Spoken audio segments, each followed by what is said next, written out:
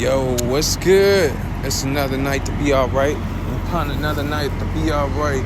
This is what it looks like at the truck stops. Right now, it is 6:41 Central Time and 5:41. 6:41 Eastern Standard Time, 5:41 Central Time. But this is what it looks like. Luckily, I was able to get a park around 5:30, about an hour ago, and with ICE and people cracking down on the illegal CDL drivers. The crazy part is there is parking at 5:30 in the afternoon, in the evening. That's the crazy part, because usually it ain't no parking. It ain't nowhere to park. You're going to be like this guy right here, looking for somewhere to park all the time. But I was able to come in 5:30. It was a parking space. I ain't go all the way back there to look for one, but it was like, this my truck right here. It was the space right there. Boom. I was able to park in right in front of the scale, which is good and bad because it's in front of the scale, and that's the last place you want to be, because you got people right here that park in front of the scale, and it messes up with the way you got to get out and shit of that nature. You want to watch out for people swooping in the damn truck stop like this guy right here. And it's crazy times to be a truck driver. And upon those crazy times being a truck driver, you got to find spaces to park. Now the thing about spaces to park, and then this is the fuel aisle over here.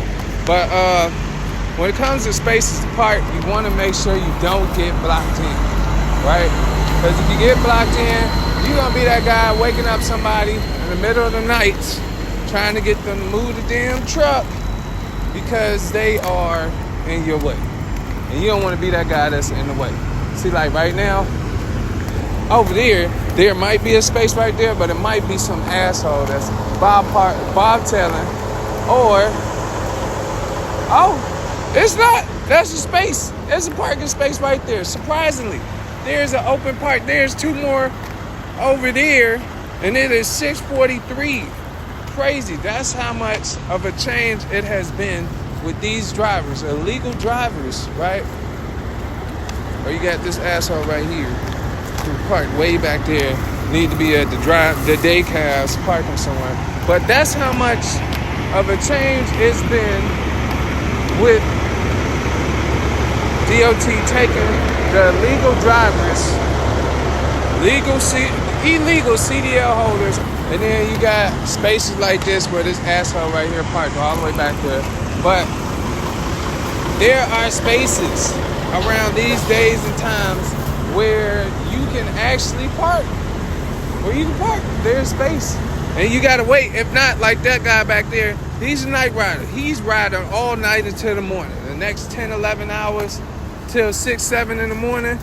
Like I did yesterday, I had to wait for a night rider to pull out to find a spot. And then it was like, boom. There was a spot for the night because the night rider left. And apparently he's about to leave now. But yeah, over here at this Love's out here up in Mississippi, things of that nature. And then you got this guy creeping in to get his spot because he just seen him, or maybe not. But that is one of the spots about being a trucker. You know, you got to find parking spaces. Hopefully you get a nice one, or you're not being blocked in and shit of that nature. But the thing I like about trucking is the individuality and the things like that. You got the guys that got the piece of old trucks with the nice lights and things of that nature that make it look nice, which is good. Because if you're going to be in your truck all this time, you might as well be up in the truck with some nice sweet shit, you know? Something like that, something of that nature. But upon your trucking journey, while you're out here trucking, you gotta make sure you're doing the right shit. Make sure you're doing your pre-trip, at least 15 minutes or something like that, and know your clock. Because if you know how to run that clock right, and you're a regional driver, you're running out your 70, like I have, I know how I can run my clock, right? If I do 14 hours a day, quote unquote, because I ain't necessarily doing 14 hours a day. But if you run your clock down a certain amount of time, then you'll be back in a certain amount of time. So if I start Monday with a 70-hour clock and I run 14 hours, which I don't, but drive 11 hours, then that leave me with about, I should be done at the Monday about 56 hours or somewhere around there, 57. But with that, it's like if I keep that time up, then I'll be back by Friday night or Sunday or something, working 14 hours a day on that 70 or some shit like that. So, yeah. Working on a 70-hour clock, doing 14 hours a day, get you back in 5 days. And then you can be off 2 or a day and a half, something like that. You got to know how to work your shit.